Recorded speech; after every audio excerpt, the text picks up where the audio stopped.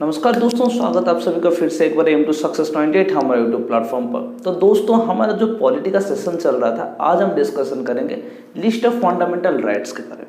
तो दोस्तों, fundamental rights human nature के लिए और हमारे भारत देश में जितने भी भारतवासी रह रहे हैं उनके लिए क्यों नेसेसरी है।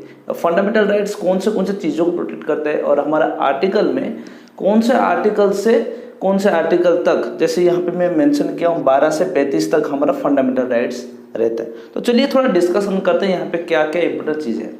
तो दोस्तों, यहाँ पे जो लिस्ट ऑफ फंडामेंटल राइट्स है, फंडामेंटल जो राइट्स है हमारा कौन से चीज़ों को प्रोटेक्ट करता है और कुछ इंपॉर्टेंट पॉइंट्स हम देखेंगे। जैसे कि यहाँ पे जो हमारा 395 आर्टिकल्स है, ठीक है दोस्तों, आप सभी को पता होगा हमारा 395 आर्टिकल्स है हमारा, जिसमें से 12 से 35 आर्टिकल तक हमारा फंडामेंटल राइट्स मेंशन किया गया है। फंडामेंटल राइट्स कौन से है हमारा 12 से 35 तक, और ये हमारा जो कॉन्स्टिट्यूशन का पार्ट 3 में मेंशन किया गया है, और इसीलिए पार्ट 3 को Magna carta of Indian constitution बोलते हैं। यहाँ से आप सभी का एसएससी का हमेशा क्वेश्चन पूछता है, सीजीएल हो या सीएचएसएल हो, ठीक है, कौन से पार्ट ऑफ कॉन्स्टिट्यूशन को, कॉन्स्टिट्यूशन में कौन से पार्ट को मैग्ना कार्टा ऑफ इंडिया के बोलते हैं। क्योंकि मैग्ना कार्टा का मतलब ये होता है, ब्रिटिश हमें कौन शासन कर रहे थे, ब्रिटिश रूल कर रहे थे, तो ब्रिटिश का जो भी कॉन्स्टिट्यूशन है उनका समरी को, इम्पोर्टेंट पार्ट को हम क्या बोलते हैं, मैग्ना कार्टा। और जो कि 395 आर्टिकल में से फंडामेंटल राइट्स हमारा 12 से 35 तक पार्ट 3 में कॉन्स्टिट्यूशन में मेंशन है, इसीलिए ये पार्ट को हम मैग्ना कार्टा ऑफ इंडिया बोलते हैं, ठीक है दोस्तों। उसके बाद जो ये फंडामेंटल राइट्स है क्यों हमारे लिए नेसेसरी है, हम सब के लिए क्यों नेसेसरी फंडामेंटल राइट्स है दोस्तों, इसलिए नेसेसरी है क्योंकि ये हमारे भारतवर्ष में, भारत के बॉर्डर में जितने भी लोग रहते हैं, जितने भी छोटे से लेकर बड़े आदमी तक, जो भी, उनको अपना रेस्पेक्ट और डिग्निटी में equally dignity, each and every person को इक्वली हम क्या डील करेंगे, इक्वली उनको रेस्पेक्ट करेंगे, उनका डिग्निटी को हर्ट नहीं करेंगे। उसी हिसाब से हमारा ये फंडामेंटल राइट्स हमें प्रोटेक्ट करता है। और डेमोक्रेटिक, जो कि हमारा गणतंत्र है, गणतंत्र कितना प्रोग्रेसली चल रहा है, इसको दर्शाता है फंडामेंटल राइट्स दोस्तों। और भारत एक ऐसा ही देश है जो कि बहुत ही ब्रॉड माइंडेडली हमें बहुत सारे फंडामेंटल राइट्स देता है, जो कि कोई और कंट्री में अवेलेबल नहीं है। इसीलिए भारत का कॉन्स्टिट्यूशन सबसे लंबा और सबसे बड़ा कॉन्स्टिट्यूशन भी है, ठीक है दोस्तों। उसके बाद आते हैं फंडामेंटल राइट्स में हमारा 7 फंडामेंटल राइट्स मेंशन किया गया है, 7 फंडामेंटल राइट्स मेंशन किया गया है, जिसमें से एक को डिडक्ट किया गया। कौन सा वाला है, right to property. Right to property जो है वो आपका आर्टिकल, नीचे लिख रहा हूँ, आर्टिकल 31 में मेंशन हुआ था, इसको हम डिडक्ट कर दिए हैं ऑलरेडी। कौन से एक्ट में, 1978 44th अमेंडमेंट एक्ट में, ठीक है। इसका स्टोरी मैं आप सभी को क्लास के अंदर बताऊंगा। 1978 44th अमेंडमेंट एक्ट में राइट टू प्रॉपर्टी को, जो कि फंडामेंटल राइट्स था, उसको डिडक्ट किया गया है। किसके द्वारा, सुप्रीम कोर्ट के द्वारा। उसको छोड़कर बाकी क्या आ गया आपका, राइट टू इक्वालिटी। सभी भारतवासी, भारत सरकार का, भारत के बॉर्डर के अंदर जितने भी लोग रहते हैं सभी को इक्वल डिस्ट्रीब्यूट किया जाएगा, डिग्निटी, और उनको रेस्पेक्ट किया जाएगा। राइट टू फ्रीडम, उनको फ्रीडम, बोलने का फ्रीडम है, सोने का फ्रीडम है, घूमने का फ्रीडम है, कोई भी अपना रिलीजन चूज करने का फ्रीडम है, ठीक है दोस्तों। तीसरे पे आ गए राइट अगेंस्ट एक्सप्लॉइटेशन। अगर आपका कोई शोषण होता है, आपका फंडामेंटल राइट्स का शोषण होता है या आपका खुद का शोषण होता है, तो आप फंडामेंटल राइट्स में आता है, आप केस कर सकते हो। फ्रीडम ऑफ रिलीजन में, जैसे कि आप सभी को बोला कि आप सभी को अपना रिलीजन, मुस्लिम, हिंदू या मुसलमान हो या क्रिश्चियन, कोई भी रिलीजन आपको चूज करने का अधिकार है भारत सरकार, भारत देश के अंदर। कल्चर एंड एजुकेशन, आप सभी को एजुकेशन का मतलब नेसेसिटी है, 14 साल तक आपको कंपलसरी एजुकेशन है। ये तो प्रॉपर्टी था, इसका स्टोरी मैं आप सभी को बताऊंगा, लेकिन आर्टिकल 31 में 1978 44th अमेंडमेंट एक्ट में उसको डिडक्ट कर दिया गया है हमारा फंडामेंटल राइट्स से, कॉन्स्टिट्यूशनल रेमिडिटी। बाकी देखिए, ये हो गया 4 5, ठीक है। ये जो पांचों आप सभी को फंडामेंटल राइट्स हो गया, इसको अगर आपका कोई भी खारिज करता है या कोई भी आप सभी को उसको दबाने की कोशिश करता है, तो आप सभी के पास प्रॉपर्टी है, क्या है, कॉन्स्टिट्यूशनल रेमिडिटी। इसको हम क्या बोलते हैं, सोल ऑफ कॉन्स्टिट्यूशन। सोल का मतलब पता है ना, आत्मा, ठीक है।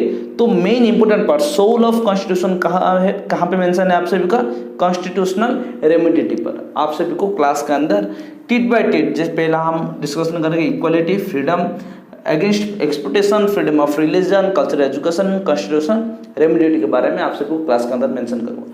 तो दोस्तों अगर आप सभी को यहाँ तक क्लास देख रहे हो तो आपको क्लास अच्छा लग रहा है तो एक शेयर करिए अपने दोस्तों के साथ और एक लाइक करिए और सब्सक्राइब करिए, जैसे कि हमें और भी मोटिव मिलेगा कि ऐसे ही न्यू टॉपिक आपके सामने पेश करने के लिए। एग्जाम पॉइंट ऑफ व्यू से बहुत ही इंपॉर्टेंट चीज़ है, हम डिटेयली आप सभी को समझाएंगे। तो चलिए क्लास के अंदर चलते हैं, एक टॉपिक वाइज हम सभी को डिस्कशन करेंगे, ठीक है।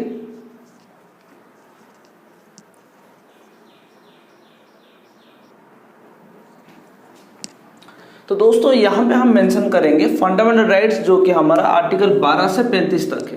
तो दोस्तों पहला हम आर्टिकल 12 के बारे में जान लेते हैं। पहला पॉइंट आप सभी का, आर्टिकल 12 में ये कहता है कि जो भी ऑर्गेनाइजेशन से, जो भी यूनिट से, जो भी स्टेट से भारत के बॉर्डर के अंदर, ठीक है, जो कि हमारा 29 स्टेट्स एंड 8 यूनियन टेरिटरीज हैं दोस्तों, तो वो सभी एक ही यूनियन के अंडर में आते हैं, जो कि हमारा भारतवर्ष के अंडर में आते हैं।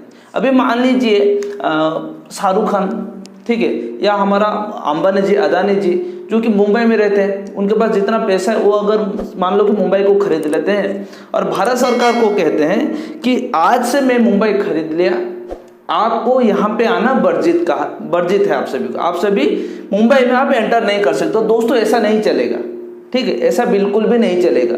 तो मतलब आर्टिकल 12 हमारा पूरा फंडामेंटल राइट्स जो है उसको पहला प्रोटेक्ट करता है, पहला गेटवे ऑफ फंडामेंटल राइट्स में हम मान सकते हैं, क्योंकि यहाँ पे ऑलरेडी मेंशन है all organisations and units of state will be consider under one union, एक ही यूनियन के अंडर में कंसिडर किया जाएगा।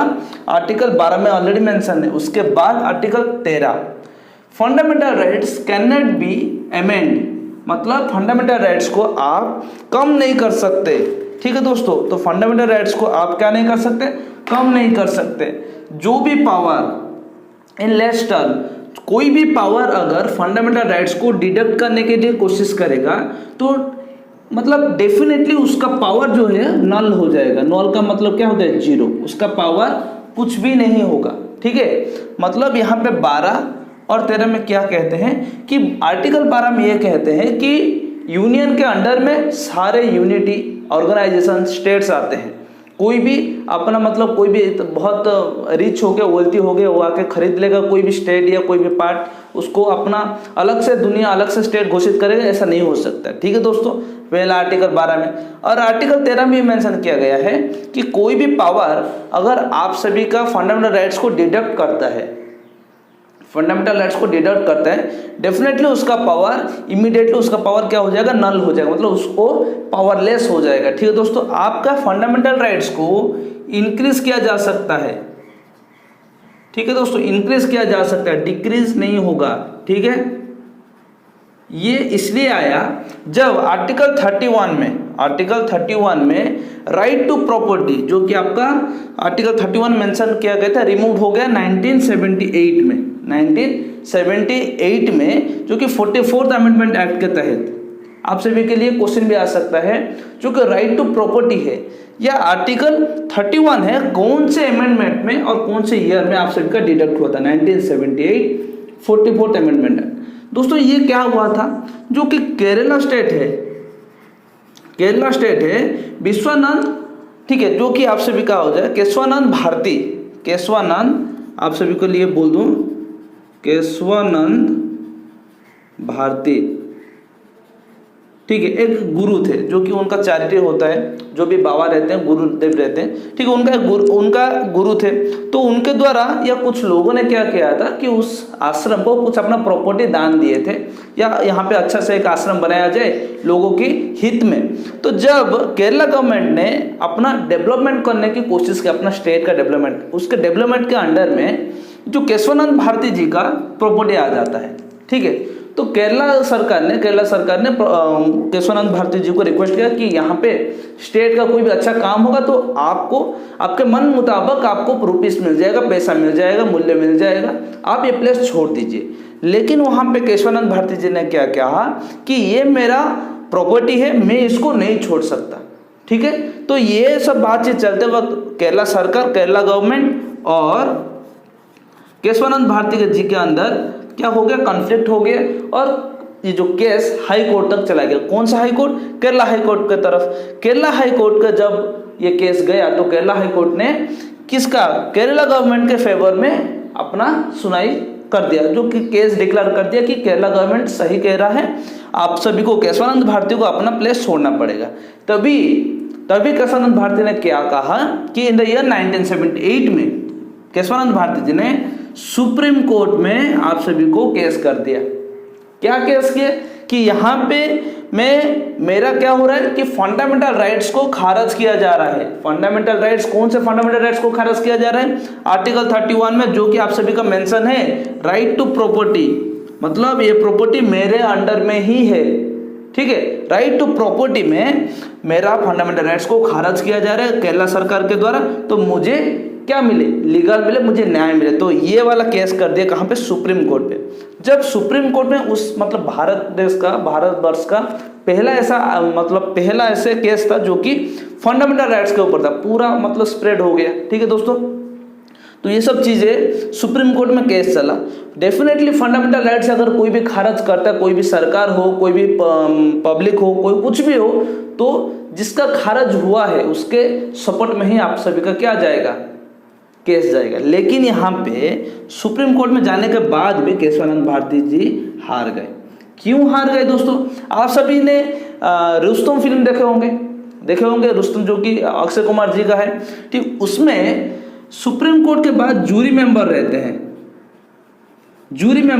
उस टाइम पे जूरी मेंबर आप सभी का 13 जूरी मेंबर रहते थे, 13 जूरी मेंबर रहते थे। ये जो जूरी मेंबर्स थे उनमें से 7 अगेंस्ट में दिए,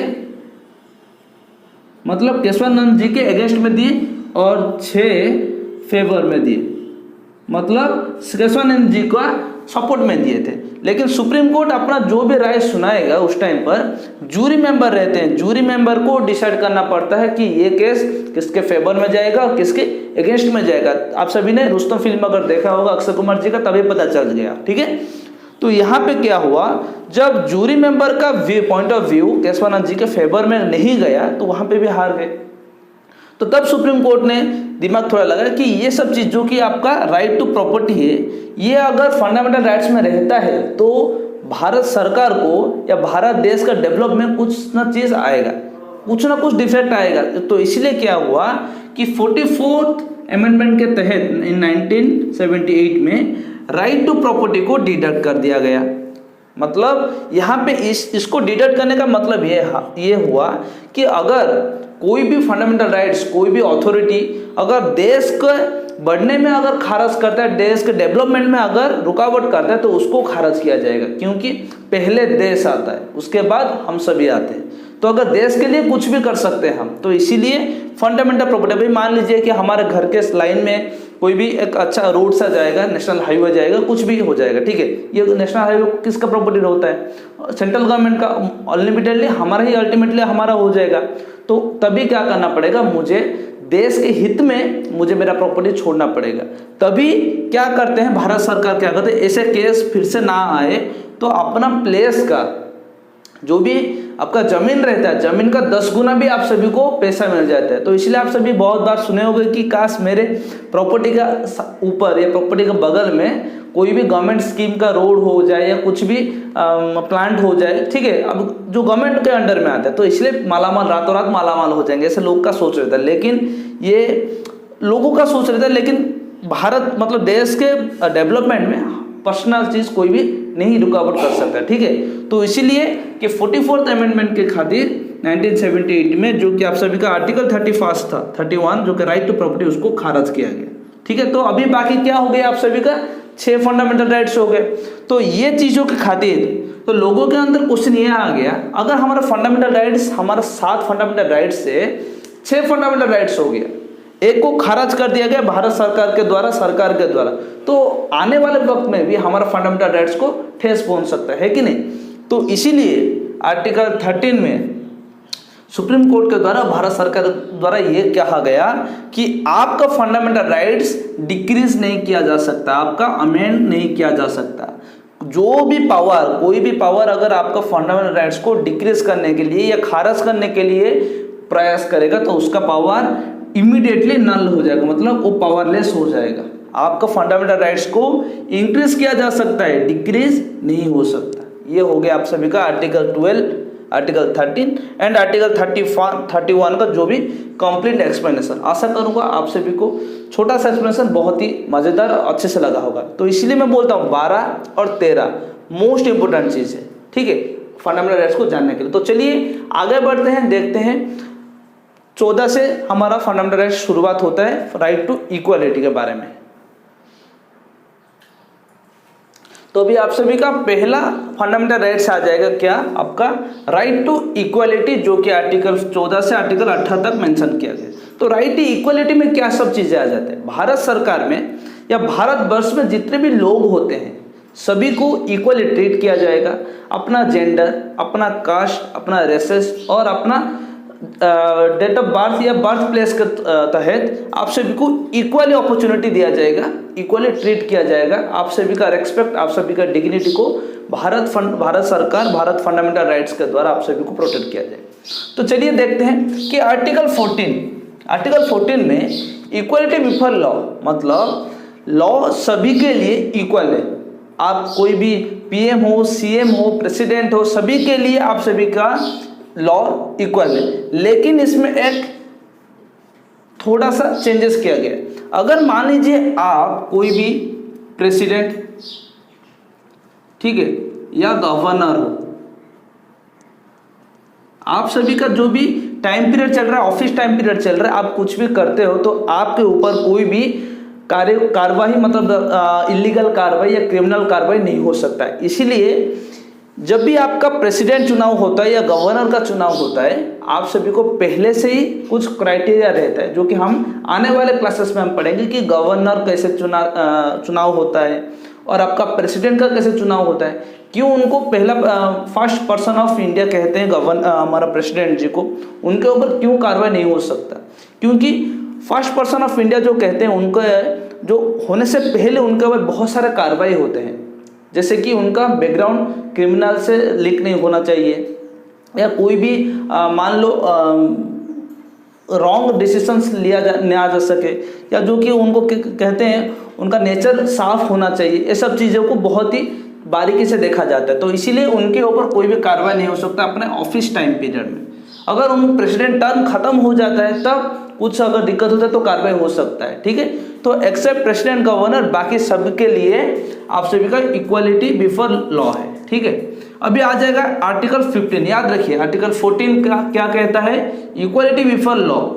आर्टिकल 15 कहता है provision of discrimination on religion, race, gender, caste and birth place. देखिए इसको हमारा आर्टिकल में मेंशन किया है, क्योंकि जब भारत का स्वाधीन से पहले 1947 से पहले और बाद में बहुत सालों तक क्या हुआ यहाँ पे, रिलीजन को लेके, ठीक है, रेसेस मतलब कलर्स को लेके, गोरे होते हैं, काले होते हैं, ये सब चीज़ें, जेंडर मतलब मेल फीमेल हो गया, अब कास्ट आ गया, बर्थ प्लेस को लेके बहुत सारे क्या डिस्क्रिमिनेशन होता था।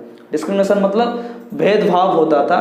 तो जिसके लिए उनको प्रोटेक्शन और उनको भारतवर्ष के अंदर इक्वलिटी हिसाब से जिंदा रहने के लिए या अपना गुजारा निभाने के लिए उनको क्या क्या हो गया, provision of discrimination on religion, race, gender, caste and birth place, ठीक है दोस्तों। और यहाँ पे जो आर्टिकल 15 है, यहाँ से आप सभी का 93 अमेंडमेंट एक्ट 2005 में, ठीक है, 2005 में, जो कि आप सभी का क्या होता है, सेंट्रल इनैक्टेडमेंट, क्या हो गया आप सभी का, central enacted and central education, central enactment, central education policy, ठीक है। इसके तहत आप सभी को जो भी कास्ट है, रिलीजन है, ये सभी को लेके 2005 में और 2006 में ये इसको क्या किया गया, लागू हुआ कि क्या था, आप सभी को जो कि ओबीसी होते हैं, अदर बैकवर्ड कास्ट, जो कि आपका एसटी हो गया, एससी हो गया, उनको तो बहुत सारे फायदा मिलते थे। लेकिन ये जो 2006 में ये हुआ 93 अमेंडमेंट एक्ट में कि आपको क्या हो जाएगा ना, 27% आप सभी को IIT, IIM जो भी एजुकेशन इंस्टीट्यूट भारत सरकार के द्वारा है, आप सभी को 27% क्या मिल जाएगा, आपका रिजर्वेशन मिल जाएगा। याद रखिए, जो कि प्रोहिबिशन, डिस्क्रिमिनेशन और religion, caste, gender and birth place के में 93rd अमेंडमेंट एक्ट 2005 से, जो कि central enactment central education policy में 2006 में ओबीसी कैटेगरी को 27% ऑफ रिजर्वेशन मिल गया आप सभी का आईआईटी एंड आईआईएम। यहाँ पे और एक चेंजेस था, जो कि ओबीसी आप रहते हैं, ओबीसी में जो कि क्रेमरी लेयर रहते हैं, ठीक है, क्रेमी लेयर और under creamy layer. Creamy layer जो रहते हैं उनको क्या किया, एक्सक्लूड, उनको इंक्लूड नहीं किया गया, क्योंकि जो क्रेमरी लेयर उनका कुछ पॉलिसी रहता है, जो भी अगर मान लो आप या मेरे पिताजी, आपके पिताजी क्या कहते हैं, भारत सरकार के अंडर में ग्रेड ए और बी पोजीशन में रहते हैं, जॉब ऑफर है आप सभी का, मान लो डॉक्टर, ठीक है, लॉयर या आर्टिस्ट, इसमें आ गए, ठीक है। उसके बाद आपका एनुअल इनकम 8 लाख के ऊपर है। ये सब कुछ बहुत सारे टर्म एंड कंडीशंस है ओबीसी को लेके, जो ये सब क्वालिफाई करते हैं। इनमें से कोई भी एक भी अगर आपका क्वालिफाई होता है तो आप सभी को ओबीसी का जो 27% कैटेगरी है उसके अंडर आप इन्वॉल्व नहीं होगे। या मान लो आपका कोई भी लैंड हो गया, लैंड रेवेन्यू या लैंड आपके नाम पर है, ये सब चीज़ें, बहुत सारी चीज़ें रिफर करता है आपको क्रेमरी लेयर के अंडर में हो या क्रेमरी लेयर के ऊपर हो, या जो 27% आपका रिजर्वेशन है आईआईटी आईआईएम जो भी एजुकेशन पॉलिसी इंडिया में है, इंडिया कॉन्स्टिट्यूशन में है, तो उस पर आप खारिज हो गए या इंक्लूड हो गए। ठीक है दोस्तों, ये बहुत ही इंपॉर्टेंट चीज़ है जो कि 93rd अमेंडमेंट एक्ट 2005 में हुआ था। उसके बाद article 16 equally opportunity for public employment.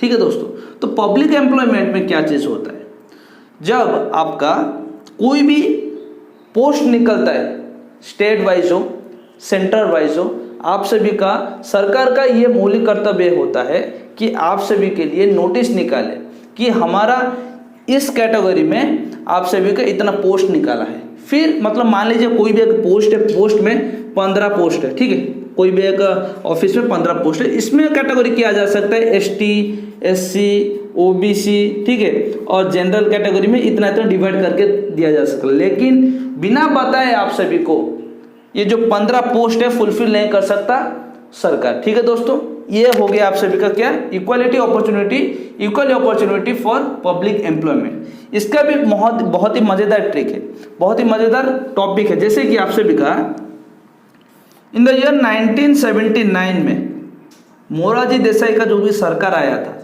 किसका, मोरारजी देसाई, 1979 में, तब उन्होंने बीपी मंडल, आप सभी को पता होगा मंडला कमीशन, उनको पावर दिया गया था कि आप सभी को देश भर में देखना पड़ेगा ऐसे कौन से कास्ट हैं, शेड्यूल कास्ट, शेड्यूल ट्राइब को छोड़ के, जो कि इसके अंडर कैटेगरी में आते हैं।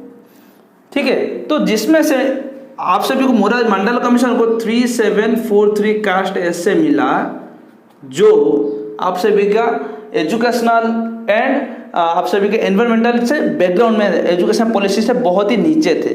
तभी क्या हुआ कि जब 1980 में ये सब जो कि मंडल कमीशन ने अपना जो भी उनको काम दिया गया था उनको पब्लिश किया गया मोरारजी देसाई के सामने, तभी क्या हुआ ना, आप सभी को एससी, एसटी एंड ओबीसी जो कि क्रेमरी लेयर के नीचे सभी को मिला के 50% रिजर्वेशन मिल गया।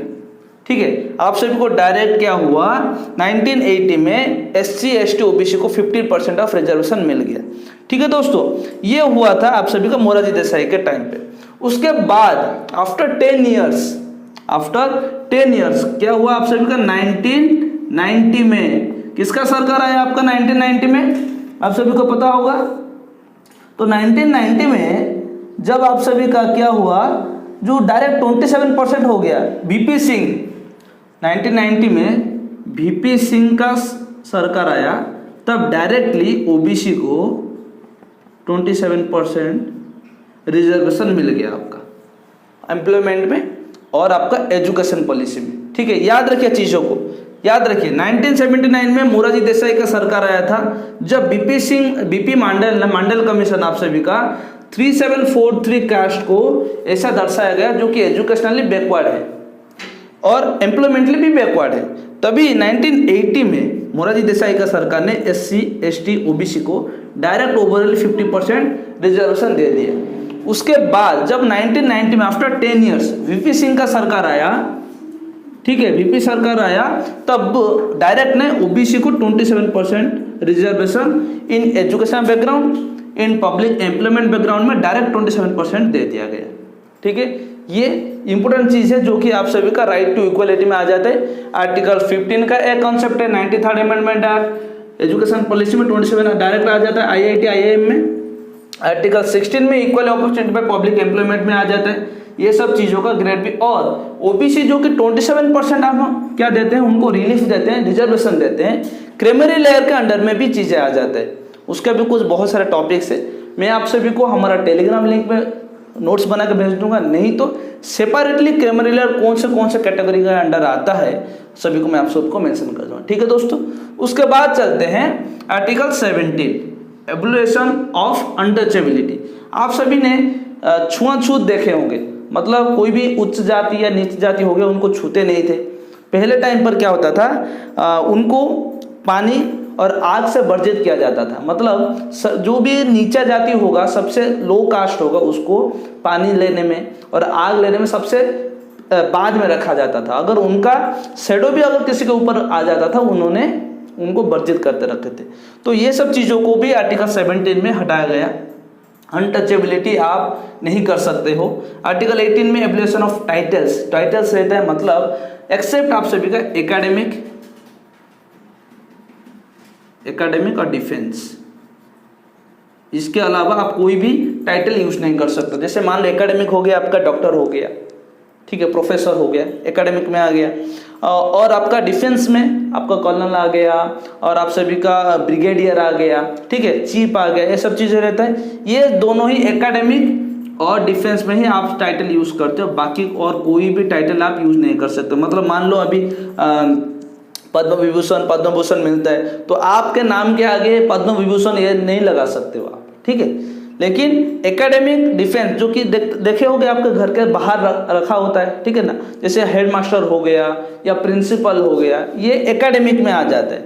डिफेंस में आप सभी को पता होगा ये दो टाइटल ही आप यूज कर सकते हो, ठीक है दोस्तों। तो ये आपका कंप्लीट इन्फॉर्मेशन था राइट टू इक्वलिटी 14 to 18। तो आशा करूंगा पहला पार्ट जो कि राइट टू इक्वलिटी था आप सभी को अच्छा लगा होगा। तो चलते हैं next point, right to freedom.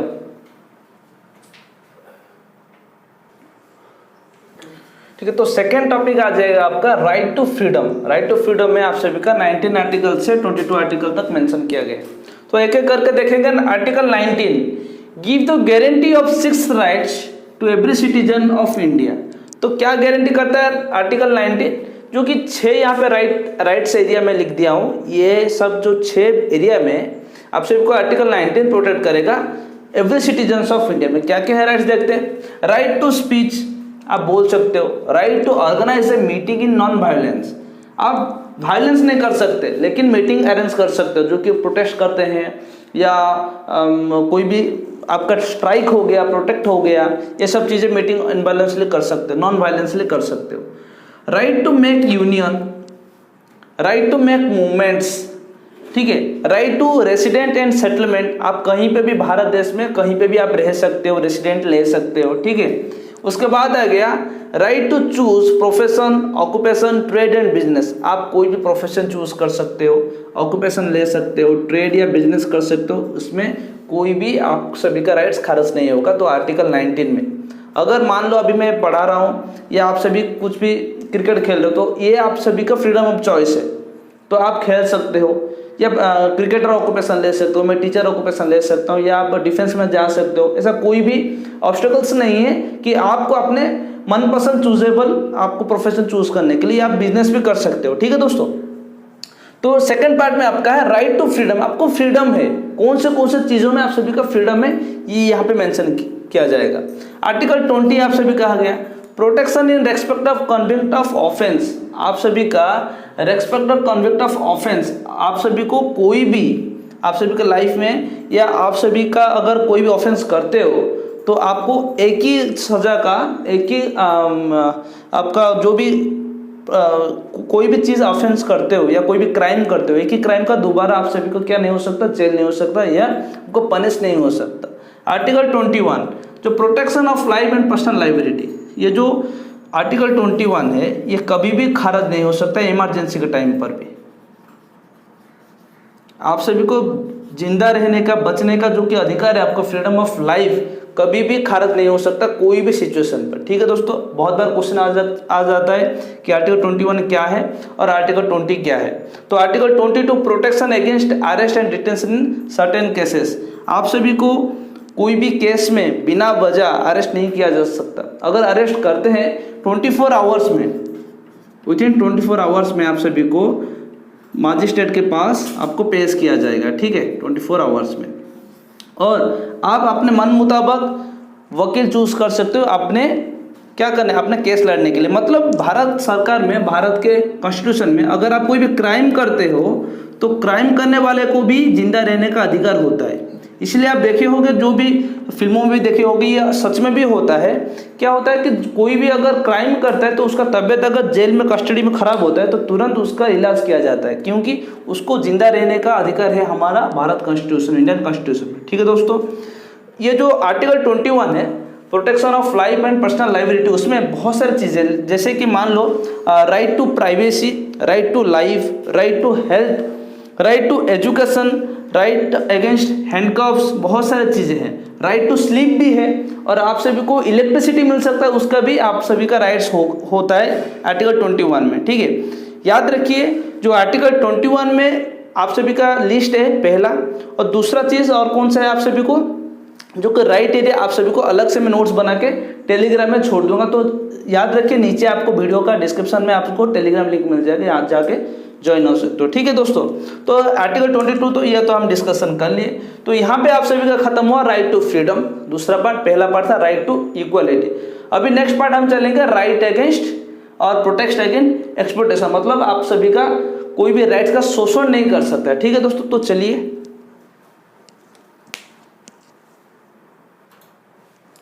ठीक है, तो अभी क्या देखेंगे थर्ड में, राइट अगेंस्ट एक्सप्लॉयटेशन, मतलब आप सभी का जो कि राइट से, फंडामेंटल राइट से आप सभी का शोषण नहीं हो सकता। तो देखते हैं जो कि आर्टिकल 23 एंड 24 में मेंशन किया। तो आर्टिकल 23 में क्या मेंशन किया गया है, provision of traffic in human being and forced labour, जो कि आप सभी का यहाँ पे मेंशन किया हो स्लेवरी सिस्टम और अनबंडेड लेबर, मतलब जो कि पहले भारतवर्ष में होता था, जो कि सुल्तान और राजा के शासन में होता स्लेवरी सिस्टम्स। अभी आर्टिकल 23 में आप स्लेवरी सिस्टम या अनबंडेड लेबर आप रख नहीं सकते हो। ठीक है, आर्टिकल 24 भी उसी टाइप का कुछ कहता है, जो कि आप सभी का कोई फैक्ट्री में चाइल्ड लेबर रख नहीं सकते, क्योंकि राइट टू एजुकेशन आप सभी को, राइट टू फ्रीडम में आप सभी को मिल जाता है, जो कि 14 ईयर्स तक आप सभी को कंपलसरी एजुकेशन बोलता है। तो आप सभी का चिल्ड्रेन जो कि फैक्ट्रीज में आप इन्वॉल्व नहीं कर सकते, एक्सेप्ट फैमिली बिजनेस। ठीक है, आप सभी का एक्सेप्ट फैमिली बिजनेस के छोड़ के आप चाइल्ड लेबर रख नहीं सकते, जो कि आप सभी का राइट अगेंस्ट एक्सप्लॉयटेशन, आपका शोषण नहीं हो सकता चीज़ें। फोर्थ पॉइंट पे आ जाएगा right for culture and education, आप कोई भी कल्चर ले सकते हो या कोई भी एजुकेशन ले सकते हो। आप जाके क्रिश्चियन स्कूल में भी पढ़ सकते हो, मदरसा में पढ़ सकते हो, डायरेक्ट कोई भी प्राइमरी स्कूल में पढ़ सकते हो, गवर्नमेंट स्कूल में भी आप सब पढ़ सकते हो। आपका एजुकेशन और कल्चर को कोई भी ठेस नहीं पहुंचेगा, जो कि आप सभी का आर्टिकल 29 एंड 23 में 30 में मेंशन है। क्या है article 29? Protection of interest of minority, आप सभी का जो चीज़ में इंटरेस्ट है एजुकेशनली या कल्चरली, आप जाके वहाँ पे एडमिशन ले सकते हो। आर्टिकल 30 क्या हो गया, right for minority to establish and administration education institute. आप अगर कोई भी, ये दो एक ही चीज़ बोलता है, ये दो भी, ठीक है, आप सभी का मन मुताबिक कोई भी प्लेस पे जाके आप एडमिशन ले सकते हो, कोई भी एडमिनिस्ट्रेटर या इंस्टीट्यूट आपको मना नहीं कर सकता है। ठीक है दोस्तों, तो ये हो गया आप सभी का right against exploitation and right against what, culture and education. तो अभी नेक्स्ट चलेंगे, बाकी 4 हो गए और बाकी 2 है।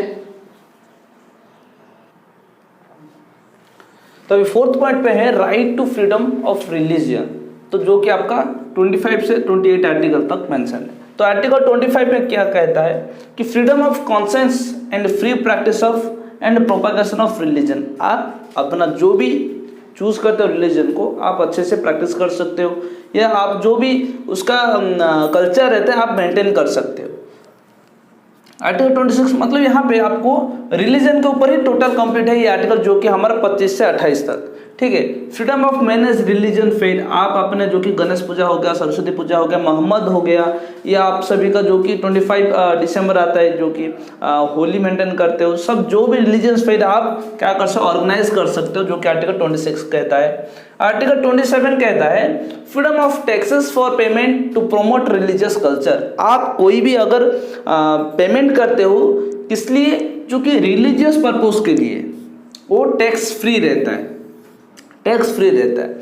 आर्टिकल 28 क्या कहता है, freedom of attend religious worship in certain institute.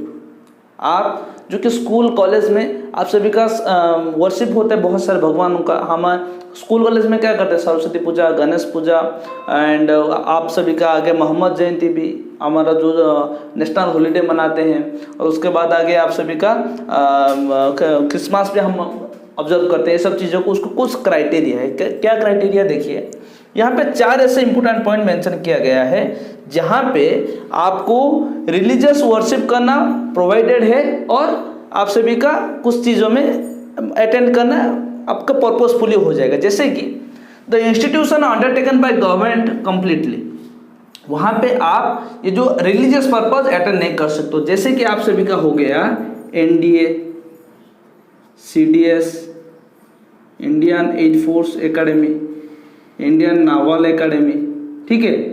ये सब चीज़ों डायरेक्ट गवर्नमेंट के द्वारा, ये पूरा गवर्नमेंट के द्वारा अंतर्गत होता है। यहाँ पे हमारा डिफरेंट कल्चर के लोग आते हैं, वहाँ पे बहुत ही कम, जैसे कि first priority to country, brotherhood, ठीक है, और ह्यूमैनिटी, ये सब सिखाया जाता है। यहाँ पे कोई भी कल्चर डेवलप नहीं होगा एक्सेप्ट ये 3-4 चीज़ों को छोड़ के। यहाँ पे आप कोई भी जो रिचुअल प्रैक्टिसेस है आप मेंटेन कर नहीं सकते, यहाँ पे प्रोहिबिटेड है। उसके बाद undertaken by the government but establish for special aspects, वहाँ पे रिलीजन एजुकेशन ग्रांटेड कर सकते, जैसे कि हमारा प्राइमरी स्कूल हो गया, कोई भी और सब चीज़ें हो गया। Approved by government free to attend religious education, जो कि स्कूल कॉलेजेस हो गए। यहाँ पे बेसिकली आप बोल देख सकते हो स्कूल कॉलेज जो भी है, जो फाइनेंशियली भी सपोर्ट होता है कुछ ऑर्गेनाइजेशन से, गवर्नमेंट से भी फाइनेंशियली आता है, वो सब चीज़ों में आप अपना रिचुअल्स और रिलीजन्स अटेंड कर सकते हो, लेकिन जो कि कम्प्लीटली अंडरटेकन बाय गवर्नमेंट है, जो कि आप सभी का NDA, CDS, Indian air force academy, Indian novel academy, यहाँ पे आप अटेंड नहीं कर सकते हो। ये चारों चीज़ों को आपको ध्यान रखना पड़ेगा। ये हो गया आपका, यहाँ पे सॉरी माफ करिएगा, 5th हो गया पॉइंट आप सभी का, ठीक है, right to freedom for religious. अभी लास्ट देखेंगे जो कि आपका कॉन्स्टिट्यूशन रेमिडिटी। कॉन्स्टिट्यूशन रेमिडिटी में आप सभी को क्या क्या चीजें मिलता है, तो चलिए फटाफट क्लास को एंड करेंगे, ठीक है। तो दोस्तों लास्ट में क्या है आप सभी का, राइट टू कॉन्स्टिट्यूशन रेमिडी, मतलब आप जो भी right to freedom, right to equality, right against protest against exploitation, right to religion and culture and education, ये जो 5 चीजें हम देखे, ये 5 चीजों को प्रोटेक्शन क्या करते हैं, राइट टू कॉन्स्टिट्यूशन रेमेडी। मतलब आर्टिकल 32 क्या कहता है, गिव राइट, मतलब parliament gives right for constitutional remedies against the violation और the transgression of any fundamental right. अगर आप सभी का क्या हमारे अंदर या कोई भी इंट्रोवर्ट में एक्सट्रोवर्ट अगर हमारा फंडामेंटल राइट्स को खारिज करता है तो उसके अगेंस्ट में केस हो सकता है, पार्लियामेंट डायरेक्ट बोलता है आर्टिकल 32 में। एंड आर्टिकल 33 एंड 34 बहुत इंपॉर्टेंट है किस पर्पज में, अगर मान लीजिए आप कोई भी टेररिस्ट या एंटी सोशल या देश के मतलब देश को खारिज करने के लिए या देश के अगेंस्ट में आप कुछ काम करते हो, टेररिस्ट अटैक हो गया या एंटी सोशल वर्क हो गया, उसमें आप सभी का जो कि फंडामेंटल राइट्स है उसको खारिज किया जाएगा, किसके द्वारा, फोर्सेस के द्वारा। जो भी आप सभी का हमारा फोर्सेस है, सिक्योरिटी फोर्सेस के है, उनको पार्लियामेंट डायरेक्ट ऑर्डर दिया गया है, अगर आप एंटी टेररिस्ट अटैक या एंटी सोशल वर्क करते हो देन आप सभी का जो कि राइट्स है उसको एक्सप्लोइट किया जाएगा। उसके बाद आर्टिकल 34 क्या कहता है, इमरजेंसी टर्म में आप सभी का राइट्स खारिज किया जाएगा except only one rights, article 20, जो कि आप सभी का जीवन और आप सभी का रेमिडिटी को प्रोटेक्ट किया जाएगा। ये सब चीज़ों को नज़रअंदाज रखे हुए आप सभी का right to constitutional remedy perform किया गया। तो दोस्तों यहाँ पे हमारा कॉन्स्टिट्यूशनल फंडामेंटल राइट्स आप सभी का खत्म होता है। हम देख चुके हैं अभी तक 12 से 34 तक हमारा कौन से फंडामेंटल राइट्स है। और यहाँ पे और एक इम्पोर्टेंट चीज़ है जो कि आप सभी का जो आर्टिकल 32 उसको सोल ऑफ क्या कहते हैं, सोल ऑफ कॉन्स्टिट्यूशन,